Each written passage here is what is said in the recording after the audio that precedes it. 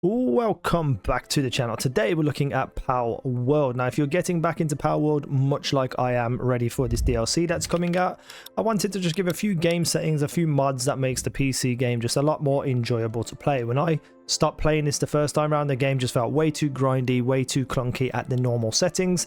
So I've came up with a good compromise of still wanting to play and have the challenge of the game, but also on top of that just make it a little bit more, well, a little bit less mind-numbingly boring, and a couple of mods to go on top of that. So if you're excited for Palworld DLC, let me know. Over the next week or so I'm going to be uploading videos on where to get the best pals and various different things to help you all get back into the game. So let's get into it. My god, my base is just overrun.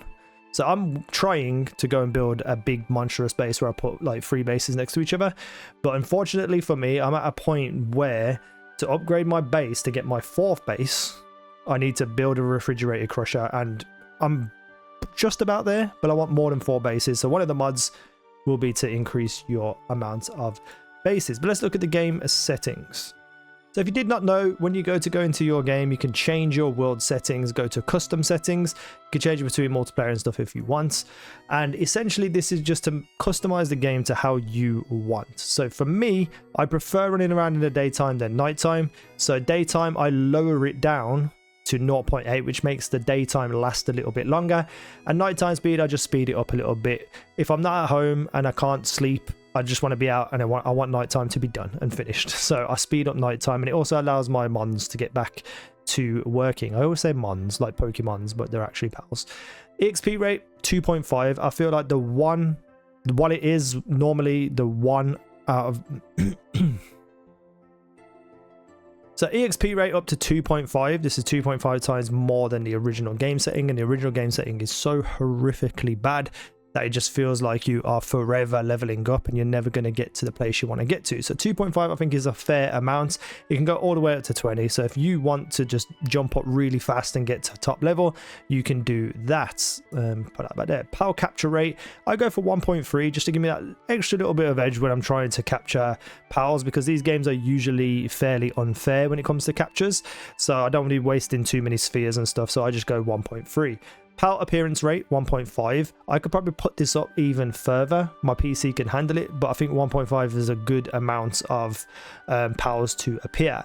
Damage, keep it all at the same, but hunger and stamina reduction rate, I'll put it down to 0.7 so they last a little bit longer before they need to eat and stuff. So it just allows me to get my materials quicker, because that's essentially what this game is getting materials at the end.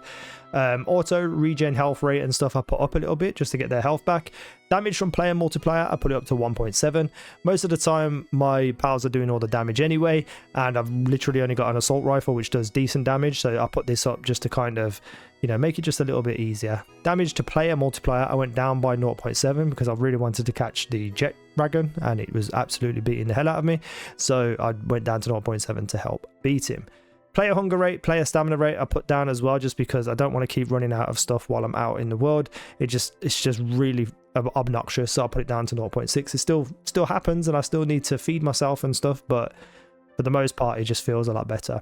Auto regen health rate, you know, up to 2 because I was fighting that jet dragon and I needed to get my health back, so I'm probably going to end up putting that back down. I think it was at like 1.3. Sleep health regeneration, damage destruction multiplier, if you know, into big buildings and stuff and you're having raids, you want to put this down to save your building, you can. I just leave it at 1. Structure deterioration rate, same thing again. Maximum number of drop world items in a world, I just put this up to max, so dropped items will be everywhere for me, they won't disappear or anything like that. And I put some multipliers on the gatherable items multiplier to get a little bit more, and also with the dropped items as well. Meteorite supply drop intervals, I brought this down a little bit I think from the normal setting, just while I'm, you know, getting back into the game, trying to get some blueprints and stuff and some useful materials. This will probably end up going back up as well. Time to incubate massive eggs, I put this down to 1. A normal giant egg can take up to a full day, 24 hours. So if you put it down to 1, it's 40 minutes. If you put it down to 0, it's instant. But I go with the 40 minutes one because I'm going to be playing for that period of time anyway. So I can drop an egg in, come back as I'm about to get off, and that's it. So these are the settings that I go for. Now we're going to talk about the mods very quickly. There's only a few mods and you don't need any extra external things on the PC. You don't need any kind of launcher for mods. It's just files that you need to place in folders, and it makes the game so much better in my opinion.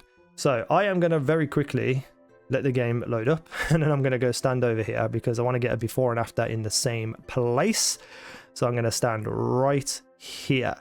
The things we're looking for here is the FOV of my character. You can see that the bottom of my right foot is completely out of shot, and way into the distance you can see that that rock is fairly blurry. Right now my settings are all the way up, you know, the game runs well, but for some reason the details and everything just are a bit off with this game. So I got a couple of mods to fix that. The other thing I got a mod for is fixing the map. Unlocking it all, I should say. Now, I really find it frustrating that, you know, you only open a map exactly where you fly over it. So I'd have to literally go like this, like this, like this, like this, like this, like this, like this, like this, just to get this one area. Then there's a whole map to go around. And while that's fun and exciting to do when you first start the game, realistically you just want everything unlocked so you can see where you're going and you can get to all the different, you know, points where you can fast travel to. So we're gonna have a look at some of them mods. So let's exit the game. So this is Nexus Mods. This is where I get all my mods for all my PC games and stuff. And like I said, this isn't going to be some heavy installing stuff. It's just dragging and dropping a file. You might want to make a few backups on your desktop, you know, for varying things. But for the most part on this here anyway, you just need to get an account. Once you get an account and you signed in, you can go to any game you want and download mods. Probably one of the best modding sites in the world in my opinion. So you go to Palworld, and the first one we're going to look at is Enhanced Palworld Visuals. So this is just one of the drag and drop ones. You need to go to your pack file folder in your Palworld folder and then just install these to that folder. I like to just create a folder with the name mods here like this on my desktop, drop them all in there, and then I can just copy and paste the folder in all together. How you do it is up to you. So if you don't know how to get to your Palworld file, you want to go to your Steam, go to Manage, Browse Local Files, and it will bring up a folder like this. Then you want to go into Pal, Content, Packs. Then you want to put the folder here. You want to create a folder and name it with the squiggly line mods. I'm going to drop mine in later just to show you. But once you have that folder, you drop them into it. To download them, you just go up here to download, press manual, and go down and pick whichever one you want. So Epic Plus is what I've got. It's the best version of the mod. You can then go in and do other things as well to take your sharpen off, take your fog off, etc, etc. Totally up to you which one you go for. If you go back to like the images and stuff, you can see the differences in the different versions. So completely up to you. Once you download that, drop it in that folder. Then we have the Unlock World Map, so you can see the entire map. Same thing here. You just need to download it and drop it into that same folder. Again, you go over to manual, you go to slow download, and it'll pop up in your corner up here to your folder. So pretty easy to do. The next one is More Pals and Base Camp build. This is to improve your base amount and your pals amount, like I was talking about at the start of the video. The only reason why I wasn't going to include this one initially is because you need a mod manager. However, if you manual download it from this one, you will get access to just the pack file that you can put in, so that works as well. And then we have the FOV changes, which I'll show you as well. However, this one installs to a different folder. You need to go to your C drive, your users app data, which is usually a hidden folder, local pal saved, save games. As you can see, that's mine here. Now the one that's in here already, the user option.save, you want to take this onto your desktop and protect it. In case anything goes wrong with your file for any reason, this will be your backup. So that's the one you want to actually sort out. Then once it's all done and installed, you can drop it in. Hold on, let me get that one. So this is my other one here. That's my FOV one, and I'm going to tell you what that means in a second. So when you go here to the download, manual download, you will get an option for all of these different FOVs. Now the game can sit at 90 max on the slider. I don't like too much of a pull out when it comes to FOV, so I just go with 100. 110 and 120 will probably also be pretty good. You're not going to see a major difference in my FOV, but this is where you download them, manual download them, and then you drop them into that folder we just discussed. So this is my packs file and this is my backup file. So I'm going to copy this, I'm going to paste it into there. it's going to look like this, and then inside you're going to have all of those things that we just put into that folder. Now when you load the game up, that'll all be ready to go, and we'll check the differences now. So immediately, as soon as I logged in, you can see that that rock over there now is way more in view. It's sharper.